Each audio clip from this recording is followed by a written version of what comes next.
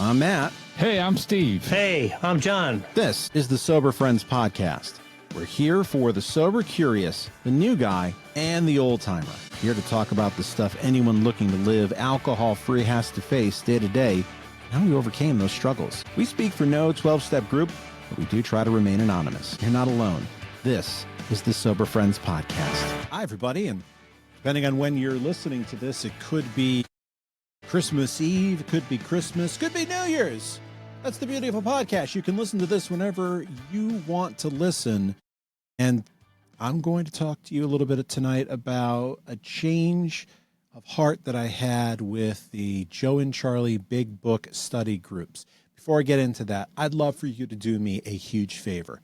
Could you please go to soberfriendspod.com, scroll all the way to the bottom, and sign up for the Sober Friends newsletter.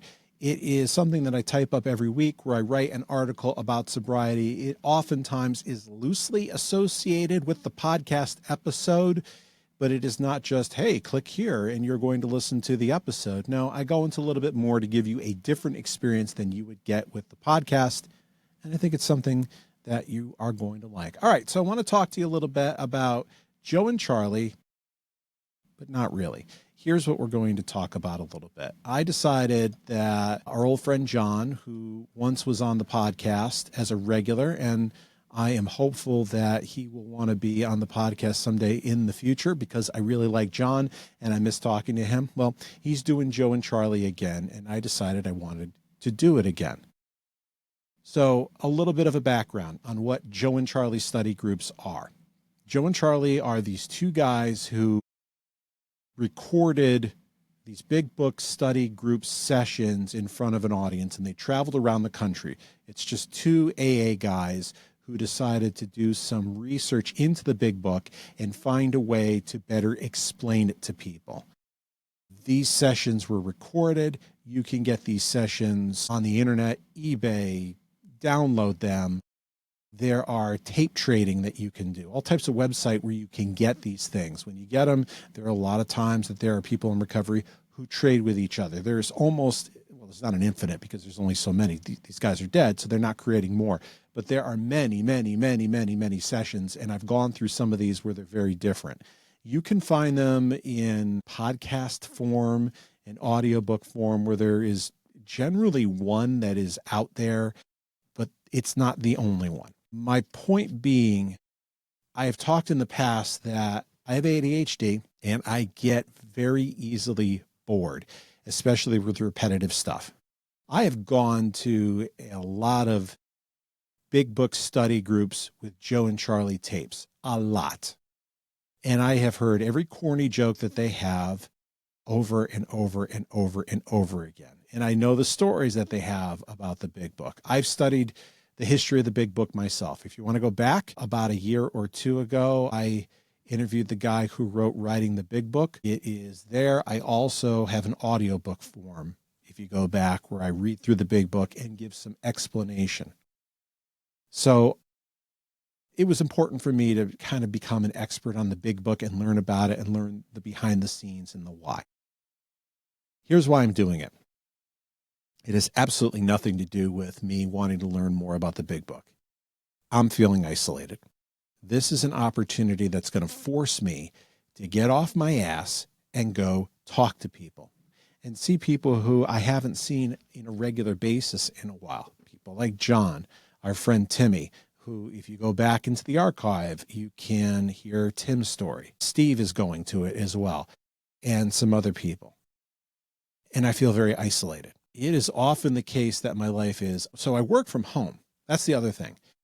Where you see me recording this, if you go on YouTube, you can see the video version of this. I'll cut it up and I'll put it on TikTok and Instagram as well. But where you're seeing me is where I do all my work for my day job. Then after that, I do stuff with the kids for sports or for school or start cooking. There's always stuff around the house. So on top of, then I go to the gym, and that's pretty much the loop of my life. And I'm in this house all the time. I don't go to as many meetings as I used to. I religiously go to a Monday night one, and I do that because I go to that meeting. That's pretty much it. Because I've gone to that meeting, I go to that meeting. Once I start a habit, it's easy for me to keep a habit. And when I stop a habit, it's very hard for me to pick up the habit again. I'm doing a Joe and Charlie session at John's house because I want to be around people. I'm starting to feel like I'm in isolation. I'm starting to feel like I'm not nurturing those relationships outside of my family. And I'm afraid of being lonely and having loneliness. And I'm afraid of just having no friends. I need to be around other people, and doing a Joe and Charlie Big Book study session is going to do that for me. I'm an introvert. I can give you an example. I don't know. I think my default is to do things on my own. That's just the default setting that I have. And there are social situations, especially where there are lots of people, where I lose the ability to think about things to talk about. I can sit here in front of a microphone, in front of a camera, and I can talk and sound intelligent. If you sit next to me and you want to start talking to me, I don't know what to say. I literally lose the ability to have a conversation with you, and it has come up to me that people think I'm aloof or I'm standoffish. And it's not that. It's just a case of I just inept. I don't know what to say. And some of this has to do with my own self-worth that I continue to work on, or that you're not going to like me. So I feel like it's an impossible thing for me to make new friends. And I want to nurture the ones that I have. I want to be around other people. And yes, it is going to help my sobriety. Anytime that I'm around other people, it is a good thing for my sobriety. I think there's only so much I can be around my wife and my kids. So I'm doing this to be around other people again. I know that I'm going to be somewhat bored listening to the tapes, and that's an ADHD thing. This also gives me an opportunity, I guess, to work on ADHD type of things so I can get stuff out of it. But this is really something I wanted to share, that it is important to isolate yourself. To people who are in recovery, isolation is a real thing. In many ways, COVID was a godsend to me. And I really felt sad when slowly the world started to open up, because I no longer had an excuse to not get out of my house. It was great. I didn't have to leave the house, and I had a good reason for it. And because I was so good at isolating, I was a master of how do I handle the isolation. I was great at that because it was my normal life. Then when you had to start getting out into the world and doing stuff, I felt like I had really lost a step. I don't want to continue to lose steps on things like this. I want to be able to grow my circle of people around me. I don't think that I have enough friends or people that I know. I would like to have a much richer social circle, and yet I feel stuck by my own phobias and being afraid of other people, or being afraid that people aren't going to like me.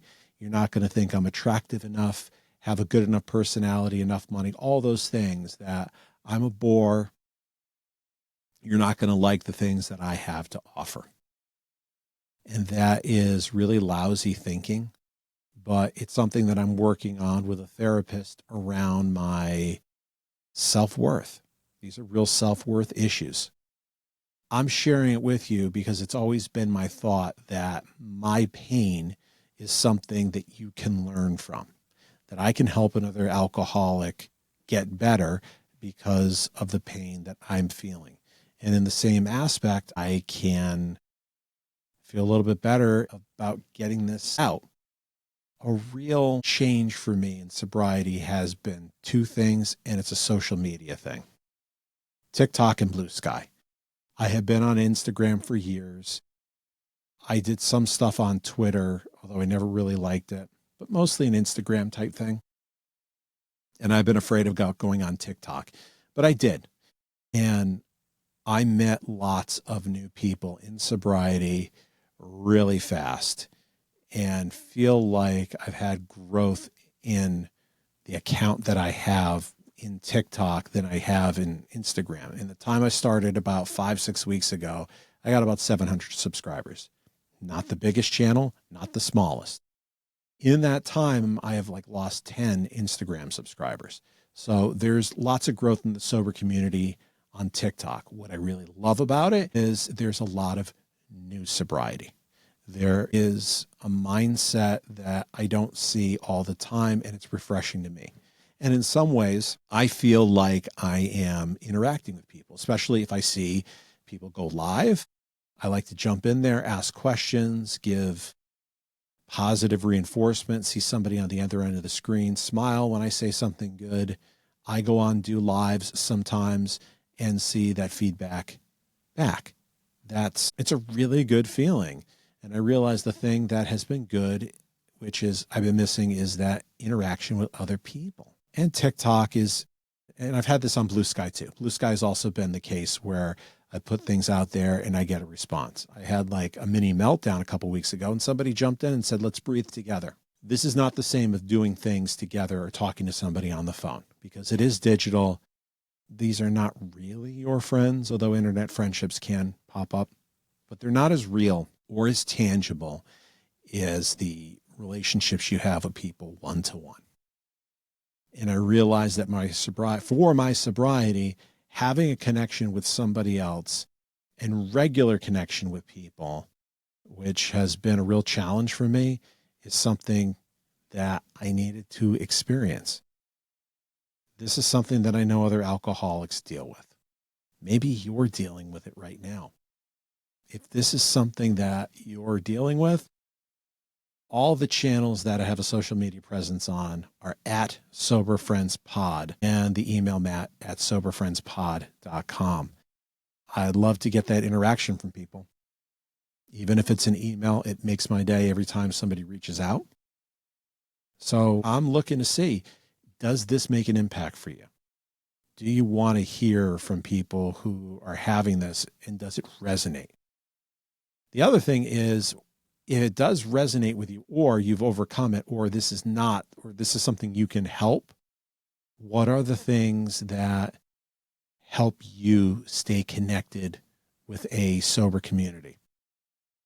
There are people like me who just need the help. I do not have all the answers. I do this podcast to keep myself sober and to spread the message to somebody else, hoping that it's something that will help you in your sobriety. But first and foremost, anything I ever do sober-wise is to keep me sober and to have a creative outlet. So I'd love to hear back. We can share it on the podcast itself. And at the time I'm recording this, we're a day or two before Christmas. Not everybody celebrates Christmas, but two of the big religions, Judaism and Christianity, Hanukkah and Christmas are real tight this year. And I think about people who may not have anybody around or family. So I do. There's a lot of family who drive me absolutely bonkers, but I have enough family that I do like and do like being around. And I have kids and I have a wife, and they make the holiday for me. And there are way too many people out there who don't even have that, especially if you've just gotten sober. I didn't lose it all. I have that, and I have gratitude for the things that I do have. And I'm lucky. This is why I want to have more social interactions, because my kids aren't going to be around forever. And then I'll be back with just my wife and I'll drive her insane. I want to have those social relationships with other people when the kids leave the house before they leave the house. I'm thinking ahead of, I don't want to take for granted what I have now because the situation can change. I want to have a support network. Well, I hope that this has landed for you. I hope you have a wonderful holiday, and we'll see everybody next week. Bye, everybody.